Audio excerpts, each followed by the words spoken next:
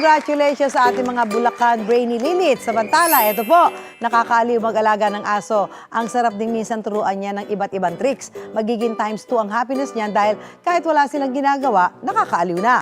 Yan ang kwentong inalam ni Dano Tingkungko. Hindi lang simpleng catch at shake hands ang tricks ng mga asong ito dahil kapag tumugtog na ang kanta, naka-pause up na ang dancer dogs. Meet Luco the Poodle, ang small but terrible hip-hop dancer. At ang aspin na si Panda na graceful kung sumayaw ng cha-cha.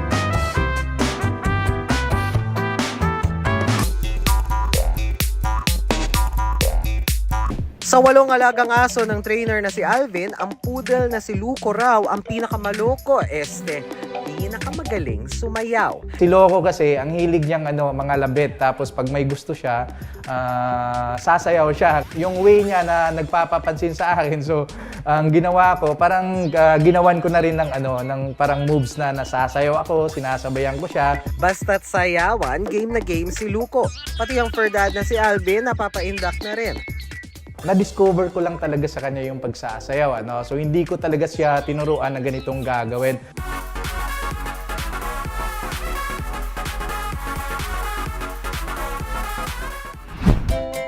Ang tropa ni Luco, sumasabak naman sa matinding aktingan. Sana dito yung pambayad ng kuryente, pagkain. Wala na akong maibigay sa inyo eh.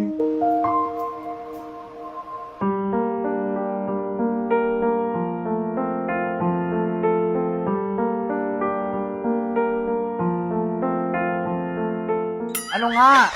Ano bang problema nito? Halika nga. Lolo, turo mo sa akin. Anong problema? Turo mo sa akin. Anong problema?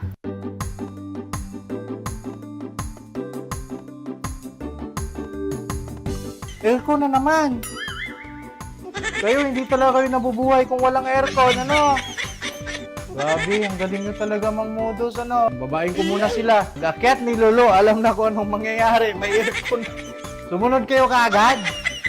Pwede namang hindi mag-aircon muna eh.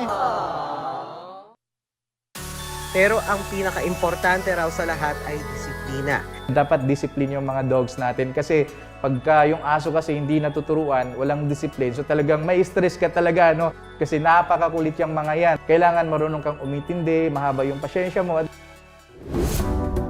Hindi naman pahuhuli ang 1-year-old na si Panda, isang aspin, hataw na hataw sa pagsasayaw ng cha-cha.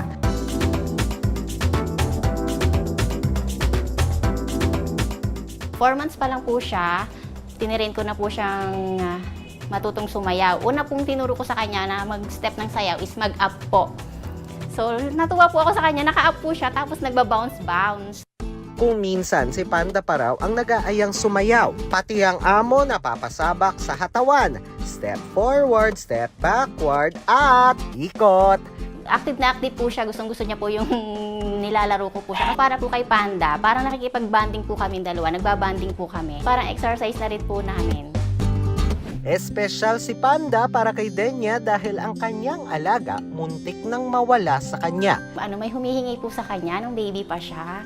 Tapos, ayoko siya ibigay kasi nga po parang para sa akin, na-feel ko na po na parang iba si Panda. Tapos nagka-parvo din po siya, parvo survivor din po siya. Yan na lang po ang kaligayahan ko, nagbibigay ng saya sa akin, si Panda.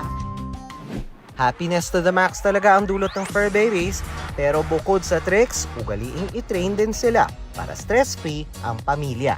Ako si Dano Tingkungko at yan ang kwentong dapat alam mo.